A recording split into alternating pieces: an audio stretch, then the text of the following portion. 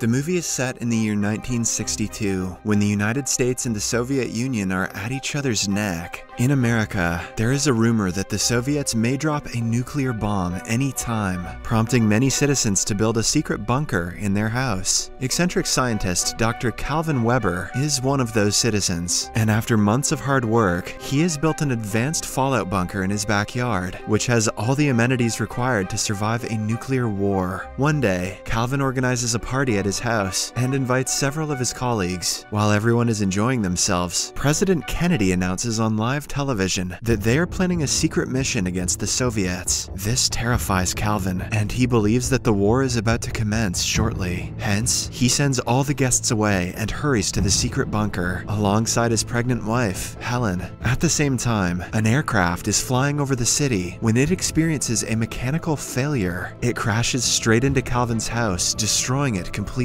Inside the bunker, Calvin deduces that the nuclear war has begun and immediately seals the door. He then tells his wife that the door will open only after 35 years, as it takes the same time for nuclear particles to normalize in the atmosphere. With the house completely destroyed, the Webers' neighbors and authorities assume they were killed in the crash. Now, with each passing day, the couple starts adjusting to life inside the bunker. While Calvin feels at home, Helen is uncomfortable and constantly worries about her family and friends. One day, Helen's water breaks and she gives birth to a son. The couple is over the moon to have a child, and they name him Adam. In the following scene, we see a bigger view of their bunker. It is stocked to last for 35 years, including a fish tank, fuels, a well-facilitated lounge area, and a mini-mart full of food. As time passes, Calvin homeschools his son and teaches him about the history of America. He wishes his son could one day rebuild the country as it was before. The movie then skips to the summer of 1965, when a team of construction workers cleans out Calvin's destroyed ground and builds a diner. Cut to 10 more years. It is now the autumn of 1975. Adam has grown into a kind and generous boy who likes spending time with his parents. He takes regular boxing classes from his father and dance classes from his mother. Meanwhile, the diner becomes a pizzeria and then a nightclub. In the basement, Calvin continues to teach his son about various topics. He explains about the stock market and gives lessons in French and Latin. While they talk, Calvin compliments his son's incredible sense of humor. One day, Calvin gives Adam a collection of his baseball cards and explains to him about sports. The movie then skips to the summer of 1995, where Calvin and Helen celebrate their son's 33rd birthday. Adam is a grown man now who desires to find a partner for himself. Next, it's 1997, and the bunker has reached its maturity. Finally, after 35 years, the bunker's door automatically unlocks itself, and the family excitedly goes to check. Calvin insists that they wait for the night and let him check first, since they don't know about the present world outside. Above the bunker, the diner has now become a home to beggars. While the beggars are drinking, there's a sudden shaking of the ground, and they think it's an earthquake. However, it turns out that Calvin has come up to the surface with a radiation suit on, and seeing him, one of the beggars falls unconscious. Following this, Calvin ventures out into his old neighborhood, only to find out that it has completely changed. He sees people playfully pointing guns at him, and even stumbles into an adult video store. Realizing that his neighborhood has degraded, he becomes worried and returns to the bunker. At the dinner table, he shares with his family that although the ground above is breathable, it has become a post-apocalyptic wasteland of irradiated mutants. As a result, they must continue living underground. Helen, who at this point has become sick of living in the bunker, starts arguing. She mentions that no matter the people above, she wants to come out of their cooped shell and wants Adam to see the blue skies, touch the oceans and grass, and visit the mountains. Despite the inspiring speech, Calvin still insists that they stay underground. But as he is arguing, he suffers a heart attack. With supplies running out and Calvin falling ill, Helen wants Adam to go outside and get whatever they need for 2 years or so. She gives him a list of grocery items and tells him that it would be wonderful if he can find a girl, one who's not a mutant. Before leaving, Calvin advises Adam to not enter the adult video video store, claiming that it has harmful levels of radiation. Actually, he is just trying to keep his son away from vulgarity. 35 years old is too young to experience your first boner, son. After a while, Adam packs his handbag and leaves the bunker for the first time. On the surface, he comes across the beggar, Melker, who encountered his father the previous night. While Adam marvels at the outside world, Melker starts worshipping Calvin and the elevator through which he and Adam made their way out. Melker thinks of them as some divine power that has struck his life to change his fate. Melker's been drinking too much Listerine.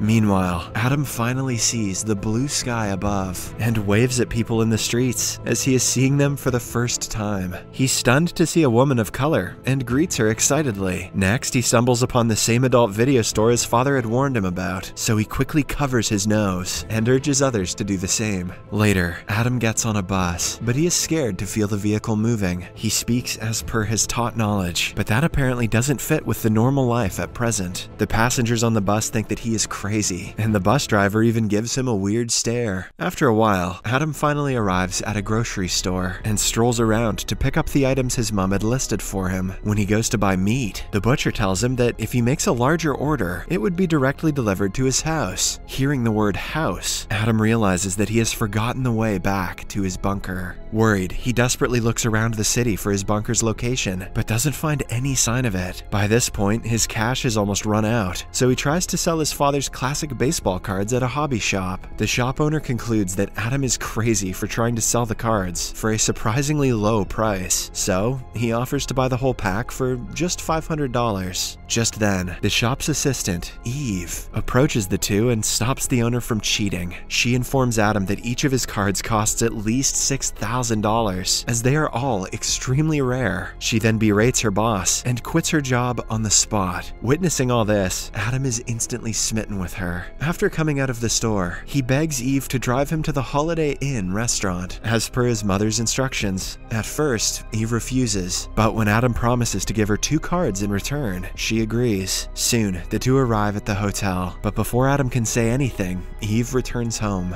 The following morning, Adam gets a call from Eve, who asks him to come down to the lounge area. It turns out that she has come to give back his card, since she feels guilty. After returning the card, she tries to walk away, but Adam asks her to help purchase supplies in exchange for $1,000 a week as her pay. Eve agrees, and they buy truckloads of supplies, as Adam has to make sure that the supplies last for at least 2 years. Later, he also asks Eve to help him find a wife, one who is not a mutant. In the next scene, Adam meets Eve's gay housemate and best friend, Troy, who is a bit curious by nature. He asks Adam about his hometown, and the latter lies that he is originally from Alaska and has come here for a business trip.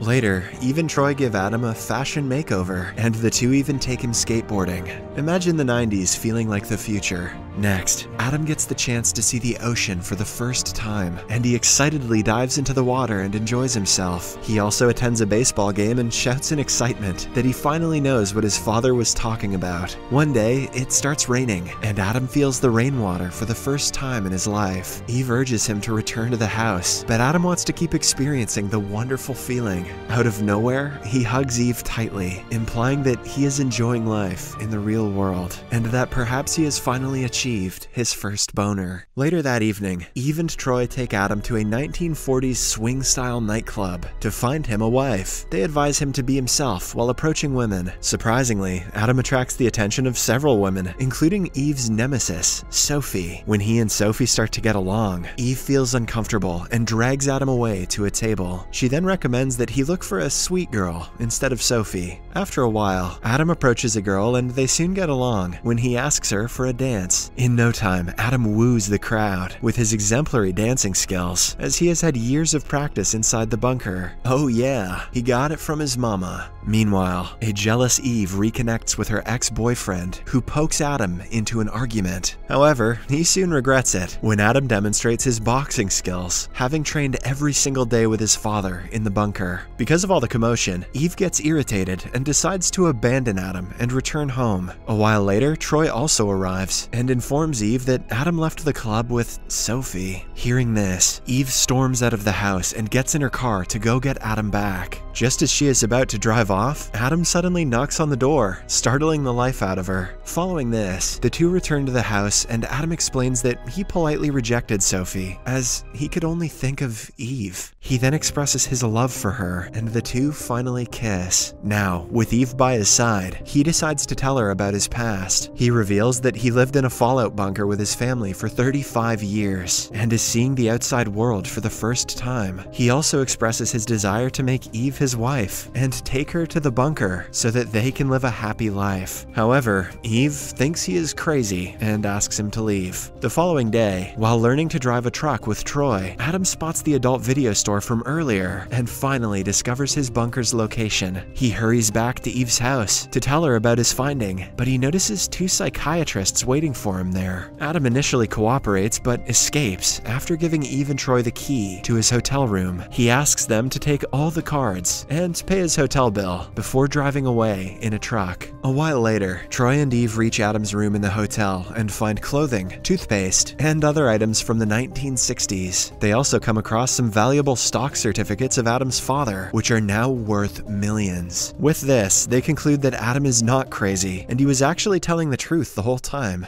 In the meantime, Adam returns home after 2 weeks of staying in the outside world. He hugs his parents and tells them about how lovely the world has become. Soon, Melker and his friends help Adam to load the supplies into the bunker. On the other hand, Eve and Troy try to locate Adam's underground bunker, but to no avail. At night, while they are returning home, Eve spots Adam outside the adult video store. She immediately calls out his name and gets out of the car. They embrace and kiss each other, and Adam takes her to meet his parents. Calvin and Helen are impressed with Eve, but Adam wants his father to wait for 2 months while he makes arrangements outside. During this time, Adam and Eve sell the stocks to build a new home in the country, identical to his previous house. They plan to bring Calvin and Helen slowly to the surface and start a new life with them. After a few months, Adam's parents arrive at their new home. They are astonished to see their son do so much for them. While Helen and Eve prepare dinner for the family, Adam reveals to his father that there was never an atomic war, and that the bomb was not a bomb. Instead, a plane crashed into their house. He also reveals that the Soviet Union collapsed without a war. However, Calvin is unconvinced and makes fun of his son's revelation. The movie ends as Calvin plans to build a new fallout bunker, as Eve watches from the kitchen window and plays with her engagement ring.